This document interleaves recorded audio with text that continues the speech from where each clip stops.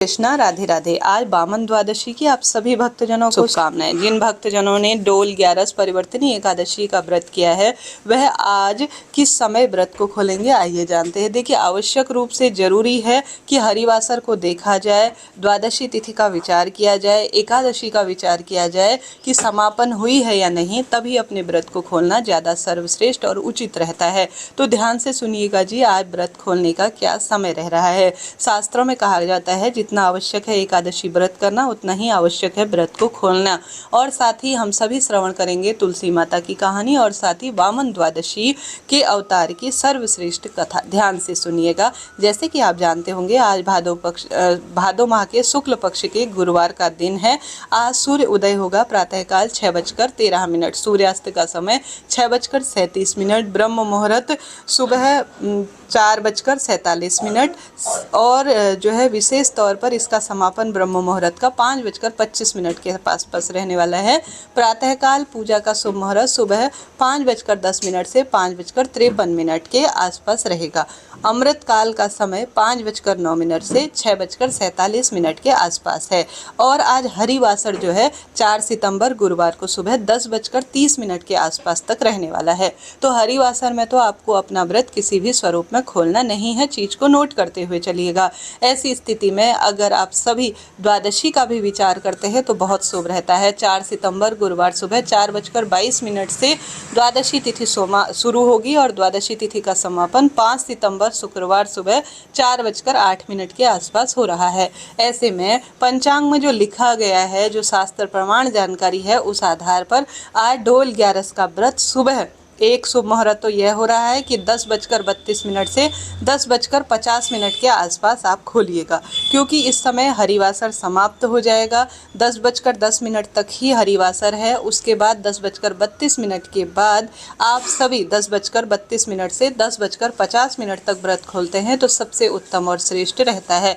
इसके साथ ही एक दूसरा शुभ मुहूर्त निकल कर आ रहा है, वह शुभ मुहूर्त 1:30 बजे के बाद है। जैसा कि मैंने स्क्रीन पर दिया है, इस समय व्रत अपना खोलते हैं तो सबसे बेहतर और सबसे शुभ देखा जाता है। तो 10:30 बजे बाद भी आप व्रत खोल सकते हैं, कोई दिक्कत नहीं। उससे बढ़िया है अगर आप रह सकते हैं तो 1:30 बजे बाद रहें, खोलें अपना व्रत। इससे आपके वामन द्वादशी का भी सुंदर परिणाम आपको मिलेगा और साथ के साथ श्रेष्ठ स्वरूप में फलों की प्राप्ति होगी। व्रत खोलने से पहले आप सभी तुलसी माता का विधि विधान से पूजन करें। तुलसी में गंगा जल मिश्रित, हल्दी मिश्रित कच्चा दूध जल समर्पित करें। तुलसी की परिक्रमा पूजा कर दीपदान करें। आज एक समय चने की दाल और आटा, दाल, चावल, कुछ वस्त्र रखकर पंडित ब्राह्मण जी को दान जरूर कीजिएगा, क्योंकि वामन द्वादशी के दिन इसकी महत्वता है।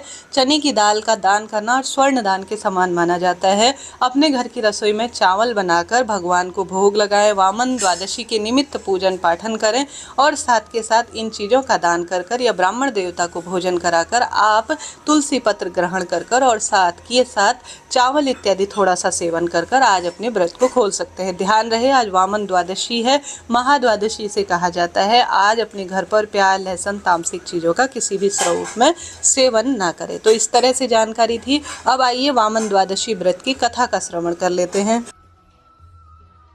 द्वादशी व्रत की कथा के अनुसार संध्या के समय व्रती भगवान वामन का पूजन करते हैं और व्रत की कथा सुनते हैं, फिर प्रसाद ग्रहण करते हैं। वामन जयंती भाद्रपद माह के शुक्ल पक्ष की द्वादशी तिथि को मनाई जाती है। ऐसी मान्यता है कि इस दिन भगवान विष्णु ने वामन रूप में 5वां अवतार लिया था। वामन विष्णु के 5वें और त्रेता युग के पहले अवतार थे।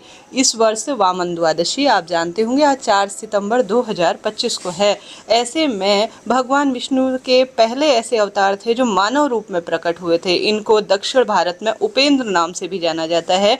द्वादशी तिथि को मनाए जाने के कारण इसे वामन द्वादशी भी कहा जाता है। आज गुरुवार की श्रेष्ठ तिथि भी है। अपने घर के द्वार पर आप दीप दान कर 1 कटोरी चने की दाल जरूर दान कीजिएगा। शिवलिंग पर चने की दाल चढ़ाना भी भाग्य प्रबल करने वाले कार्यों में माना जाता है।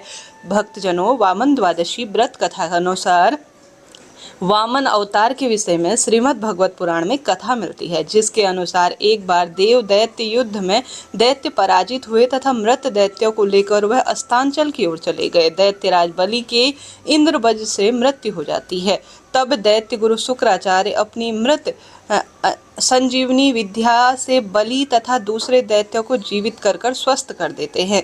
राजा बलि के लिए शुक्राचार्य एक यज्ञ का आयोजन कराते हैं तथा अग्नि में दिव्य बाण और अभेद कवच प्राप्त करते हैं और असुर सेना अमरावती पर आक्रमण कर देती है। असुर सेना को आता देख देवराज इंद्र समझ जाते हैं कि इस बार वह असुरों का सामना नहीं कर पाएंगे और इसलिए देवता भाग जाते हैं।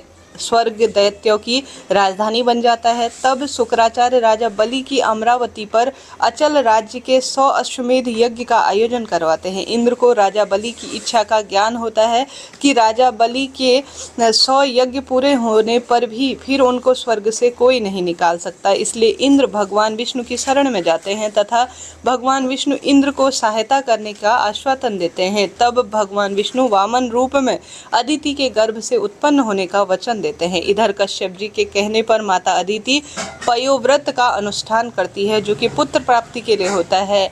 तब भाद्रपद माह के शुक्ल पक्ष की द्वादशी के दिन प्रभु अदिति माता के गर्भ से प्रकट हो जाते हैं और ब्रह्मचारी ब्राह्मण का रूप धारण करते हैं। महर्षि कश्यप ऋषियों के साथ उनका उपनयन संस्कार करते हैं।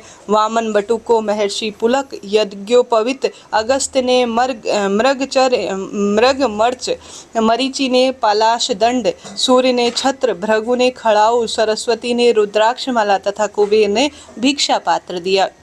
तत्पश्चात भगवान वामन पिता की आज्ञा लेकर बलि के पास पहुंच जाते हैं। उस समय राजा बलि नर्मदा नदी के उत्तर पर अंतिम यज्ञ कर रहे होते हैं। वामन अवतारी श्री विष्णु राजा बलि के पास पहुंचते हैं। राजा बलि वामन को देखकर पूछते हैं कि आप कौन है। तब वामन देवता उत्तर देते हैं कि हम ब्राह्मण हैं। फिर बलि प्रश्न करते हैं कि तुम कहाँ वास करते हो। जो संपूर्ण ब्रह्म सृष्टि है वही मेरा निवास है, ऐसा वामन देवता ने उत्तर दिया। यह सुनकर राजा बलि ने सोचा कि जैसे सब लोग सृष्टि में रहते हैं वैसे ही यह ब्राह्मण भी शायद सृष्टि में ही रहते होंगे। फिर बलि ने पूछा, तुम्हारा नाथ कौन है। हम सबके नाथ हैं, हमारा कोई नाथ नहीं है, वामन जी ने उत्तर दिया। राजा सोचते हैं कि हो सकता है कि इनके माता पिता की मृत्यु आदि हो गई हो। तब राजा फिर से प्रश्न पूछते हैं, तुम्हारे पिता कौन है। वामन उत्तर देते हैं, पिता का स्मरण नहीं है, अर्थात हमारा कोई पिता नहीं है, हम सबके पिता हैं। बलि पूछते हैं कि तुम मुझसे क्या चाहते हो। वामन उनसे भिक्षा मांगते हैं। 3 पग धरती। बलि को आश्चर्य होता है, वामन की 3 पग धरती तो थोड़ा सा ही है। वह कहते हैं यह तो बहुत थोड़ी सी है। वामन कहते हैं कि इतने में हम तीनों लोकों की भावना करते हैं, अर्थात हम 3 पग में ही त्रिलोक नाप लेंगे। बलि के गुरु शुक्राचार्य बलि के वचन देने से रोकते हैं, फिर भी बलि नहीं मानते। वामन 1 पग में सभी लोग और दूसरे पग में धरती नाप लेते हैं और तीसरे पग रखते पर स्थान नहीं रहता है। बलि के समक्ष संकट उत्पन्न हो जाता है, वह अपना वचन कैसे निभाए। तब वह अपना सर आगे रख देते हैं। भगवान ठीक वैसा ही करते हैं और भगवान ठीक वैसा करते हैं। बलि को सतुल लोक में रहने का आदेश देते हैं। बलि सहर्ष से भगवान की आज्ञा का पालन करते हैं।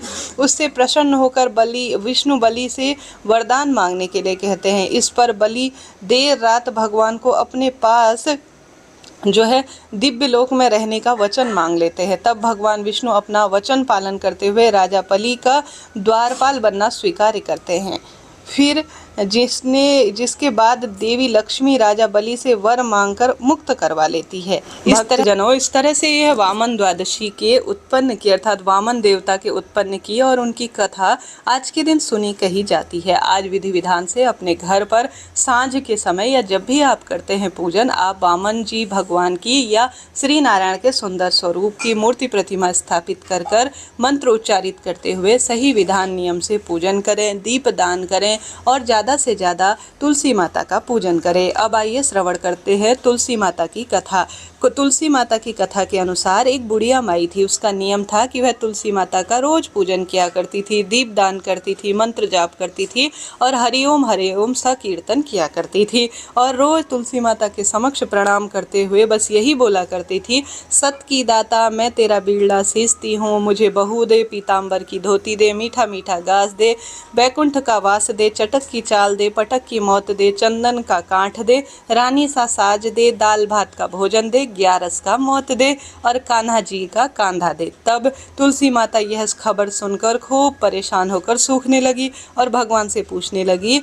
और जो है एक दिन भगवान से मिलने गई, तब भगवान ने पूछा, हे तुलसी माता, तुम निरंतर क्यों सूख रही हो? तुलसी माता कहती है कि एक बुढ़िया रोज आती है, मैं सब चीज़ तो उसे दे दूं, परंतु उसकी एक बात पर मैं अटक जाती हूँ कि उसको कान्हा जी का कांधा कहाँ से ला कर दूँ। अब तो भगवान बोले, जब वह मरेगी तो मैं अपना कांधा स्वयं दूंगा, तुम परेशान मत होना, बुढ़िया माई से कह देना। जब बुढ़िया माई मरी, सब लोग आ गए, बुढ़िया माई को ले जाने लगे तो वह इतनी भारी हो गई कि किसी से उठी भी नहीं। तब भगवान एक 12 वर्ष के बालक का रूप धारण कर आए। बालक ने कहा, मैं कान में जो है एक बात कहता हूँ, क्या पता बुढ़िया माई उड़ जाए। सभी ने आज्ञा दी और बालक बुढ़िया माई के कान में कहने लगा और बुढ़िया माई से बोले, बुढ़िया माई, मन की नील काल ले, पीताम्बर की धोती ले ले, मीठा मीठा घास ले ले, बैकुंठ का वास ले ले, चटक की चाल ले ले, पटक की मौत ले ले और कृष्ण जी का ले अब कांधा ले ले। तब सुनकर बुढ़िया माई प्रसन्नता से हल्की हो गई। भगवान ने कांधा दिया और बुढ़िया माई को मुक्ति मिलकर बैकुंठ में स्थान मिल गया। हे तुलसी माता, जैसे बुढ़िया माई को मुक्ति दी, सौभाग्य दिया, इसी तरह से जो भी इस व्रत कथा को सुन रहे हैं उसको सब कुछ प्रदान करना। भक्तजनों, इस तरह से मैंने आपको संपूर्ण कथा का श्रवण कराया। आपका धन्यवाद और आभार। चैनल को लाइक करें, शेयर करें, सब्सक्राइब करें। राधे राधे।